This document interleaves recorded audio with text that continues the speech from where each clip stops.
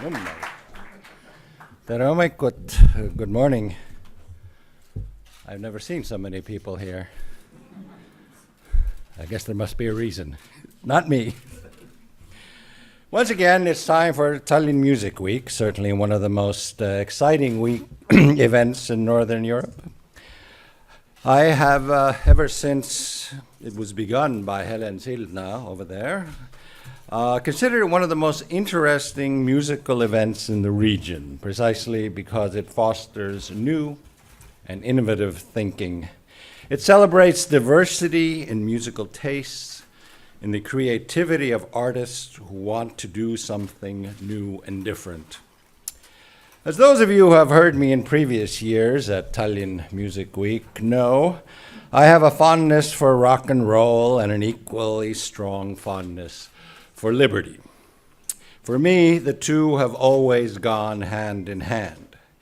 Yes, you can in fact have liberty without rock, because already 300 years ago, when the Scottish philosopher John Locke laid the groundwork for the relationship between the individual and the state, back then there was no rock and roll.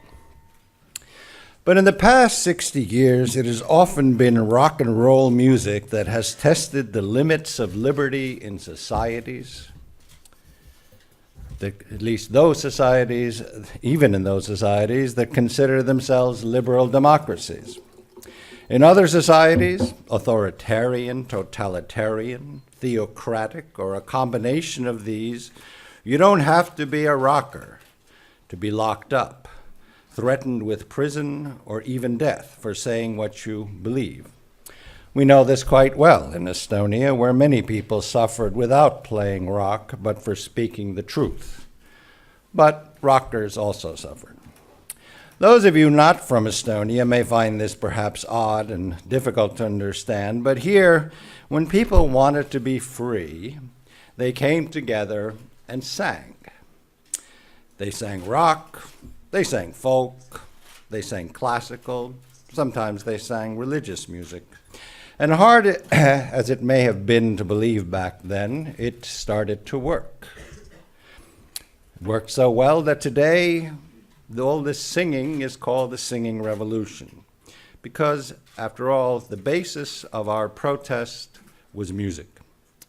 But that misses the point, actually, because it's free expression, in our case, music, that allowed people to overcome their fear of repression, the consequences of singing or speaking their mind. Music, like other forms of art, does that. This is why the arts are often the first to suffer, and also the most vulnerable to repression, because behind any act of real art, and I'm not talking about state-sponsored, state-initiated so-called art, of which we have all kinds of examples left over from the Soviet Union here, but real art, any act of real art is a denial of the status quo. It threatens the status quo, because otherwise it would be just the same boring stuff. But art is art when it does something differently, creates something new, and that always, a priori, by definition, will threaten the status quo. When Estonia's greatest living composer, Arvo Pärt, wrote his genre-changing music here in Estonia in the 1970s under Soviet occupation, it was too different, too out of the mainstream. It was considered too subversive that he had to be silenced. He was no longer allowed to earn a living here, and he was forced to emigrate. And of course, once he moved to the West and could live in freedom, both spiritual and artistic, he became a legend and has been changing the face of serious music ever since. Nor has he given up his conscience, having dedicated his Fourth Symphony to Mikhail Khodorkovsky. With rock and roll, it is more difficult, as rock has always challenged the more fundamental beliefs of society.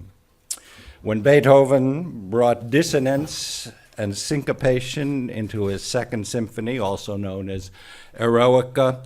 It did upset listeners in a concert hall in Vienna, but the rest of the burghers in Austria didn't really know much about it. Rock and roll, with its huge audience and its in-your-face attitude, managed to offend from the beginning, right from the beginning, with Elvis Presley's hip-pumping censored on television. When a little more than 10 years later, John Lennon said the Beatles were more popular than Jesus Christ, rallies were held to burn the Fab Four's records, which showed that when you offend popular sensibilities, people are ready for almost anything, including burning records, which I guess some thought was different from burning books. That then is the role played by rock and roll, to offend sensibilities enough to cause people, for social attitudes, for government behavior to change. We laugh today at the censorship imposed on Elvis Presley. We laugh that John Lennon could have produced such an outcry. And Johnny Rotten of the Sex Pistols today does nostalgia tours for people of my generation. I'm 60. Sensibilities change, which means that we change. Yet this holds true when we are dealing with societies that value the individual and his or her right to free expression. Where today we see more and more of a clash is where different concepts of the rights of the individual come into conflict, where societies wish to impose their own, often collectivist concept of rights on other societies, on other people. I think the first example of this in recent times, or modern times, was the fatwa pronounced against Salman Rushdie, who some 30 years ago playfully retold the legends of his own religion in a novel in an artistic and unorthodox way.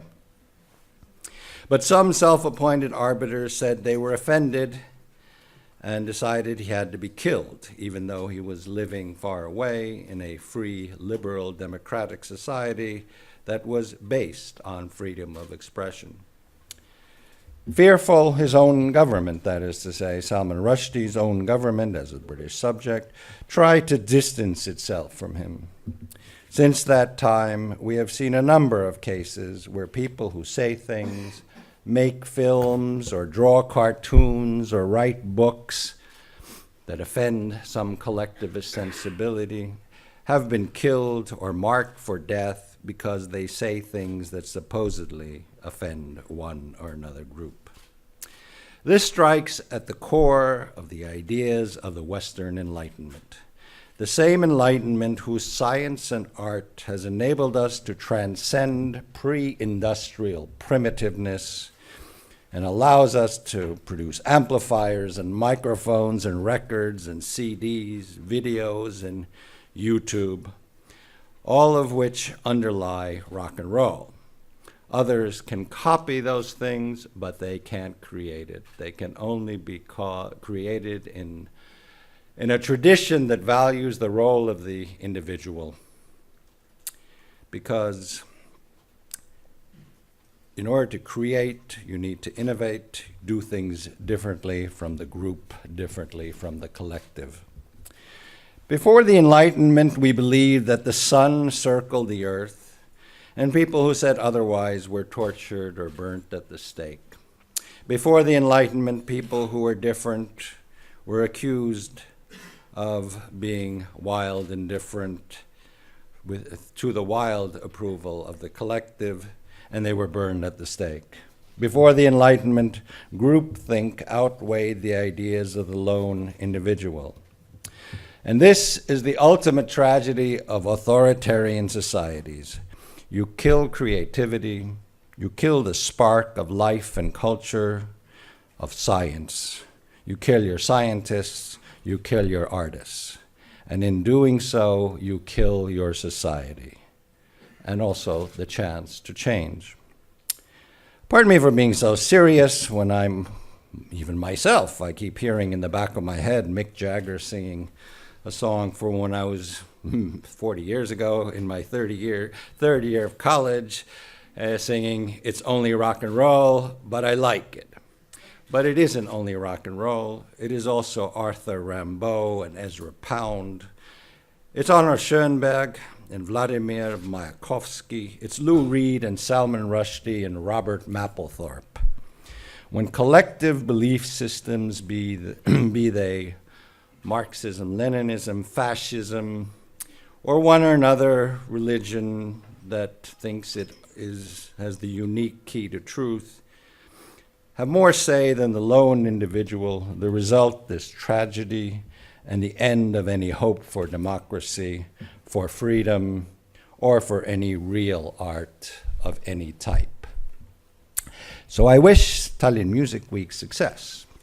I'm proud of this event, which has gotten me in so much trouble for standing up for freedom, more, in fact, than any other thing I've actually done, which, of course, is a tiny, piddly drop compared to the ocean of suffering endured by those that I have stood up for throughout my life, and who, whatever their art form, whatever their form of expression, have my undying and eternal respect.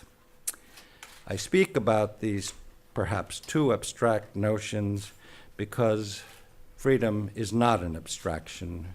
It is the basis of our lives. Thank you very much.